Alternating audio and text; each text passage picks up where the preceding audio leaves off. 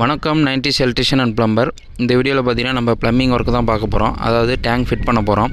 அவுட்டரில் பார்த்தீங்கன்னா pipe line ஃபுல்லாகவே அடித்து முடிச்சிட்டோம். எல்லாமே அவுட்டரில் அடித்தது எல்லாமே அப்பார்ட்மெண்ட்லாம் போட்டு தான் நம்ம அடிச்சிருக்கோம். அதேமாதிரி உள்ளே நம்ம கன்சல்ட்டில் போட்டது எல்லாமே சிபிவிசி போட்டிருக்கோம். பாத்ரூம் ஃபுல்லாகவே எல்லா பாத்ரூம்லையும் பார்த்தீங்கன்னா டைவர்ட்ரு வருது, பாடி ஜெட் வருது, வால்மோன் கிளாசெட்டு கன்சல்ட் டேங்க் தான் எல்லா பாத்ரூம்லேயுமே. மொத்தம் பார்த்தீங்கன்னா 4 பாத்ரூம் வருது. 4 பாத்ரூம்லேயும் பார்த்தீங்கன்னா கிரவுண்ட் ஃப்ளோரில் 2 பாத்ரூமு, ஃபஸ்ட் ஃப்ளோரில் 2 பாத்ரூமு.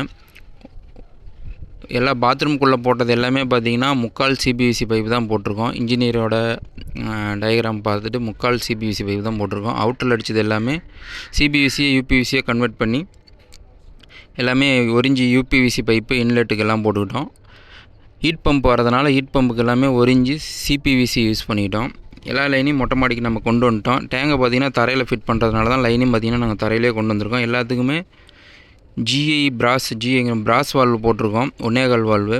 அவுட்டரில் அடித்தது எல்லாமே ஒரிஞ்சி உள்ளே இன்லெட் வருது 1.25.